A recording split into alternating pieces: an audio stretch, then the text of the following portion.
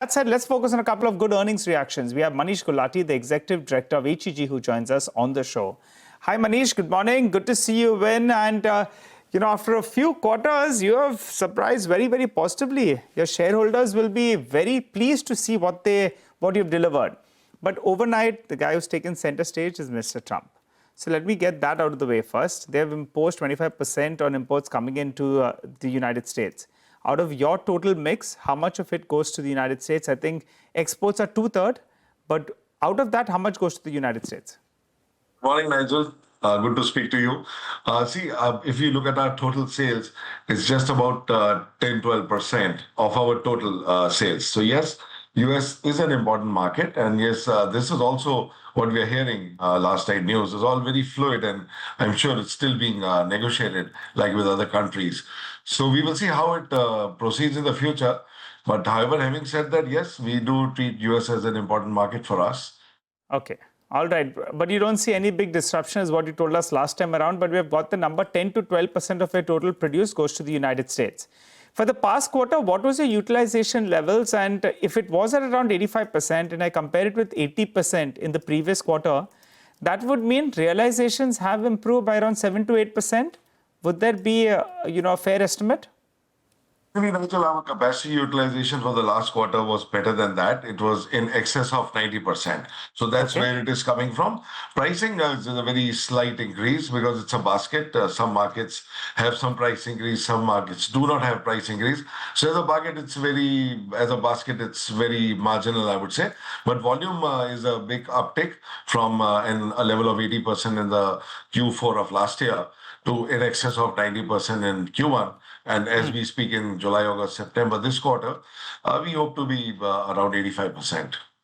85%. Got it. So let's get two factors out of the way. You said there was only a marginal increase in realizations, right? So for this quarter, what is the kind of increase we will see in realizations? Point number one. Have realizations bottomed out? So that's on the realization piece. And does this mean that Mr. Gulati and the team at HEG will now start reporting 20-25% margins for the coming quarters?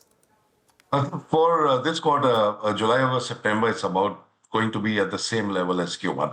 This pricing takes time to stabilize. We are all looking forward to it, but it's maybe towards the later part of the year, we get actually you start seeing it in our profitability.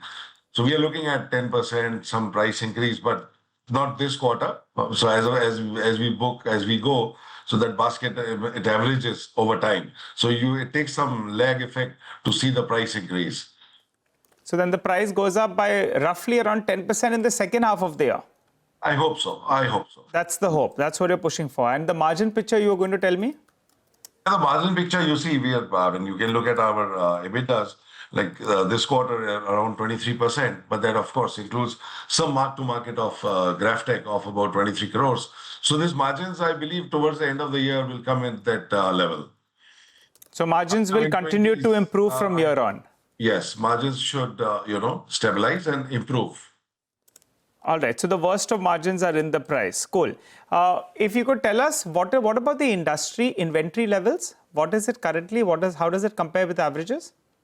The way we are working, we do not have much inventory in our plant, hardly a month or so. And in the system also, if we look at our customers, we don't see much inventories at places. So people are buying as they are consuming. So it's not an inventory overhang that it takes time. We're just waiting for the market to turn around and steel production to increase, which we are still not seeing.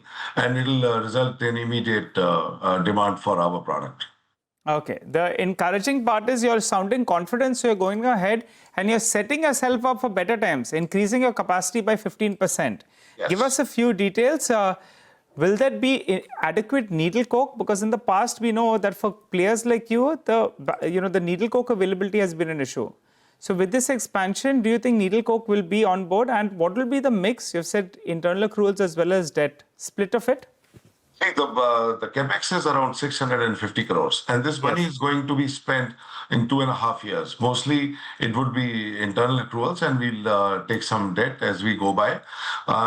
And I mean, that's about it. And it takes 2.5 years from now. It's going to be at the same location as our current plant is, and we will be very quick to set it up faster than others because we have everything in place: the environment clearance, the utilities, the power connections, everything is there. So we'll be pretty fast with that. And why we are doing it, Nigel? Because we have been upbeat and we about the prospects of electric arc furnaces. We continue to track them closely, and we can see the electric arc furnaces are coming everywhere in the world, not only in US, but in Europe, but in Middle East. Everywhere we see electric arc furnaces coming up. It's going to take a good 3 years for us, our production to be out. And it's just marginal. It's just 15,000 tons over 100,000 tons, which we just completed. Okay, all right. Thanks a lot, Mr. Gulati, for joining in. Wishing you all the best, but you're sounding optimistic that things improve. For the time being, the street likes what you've delivered in the past quarter itself.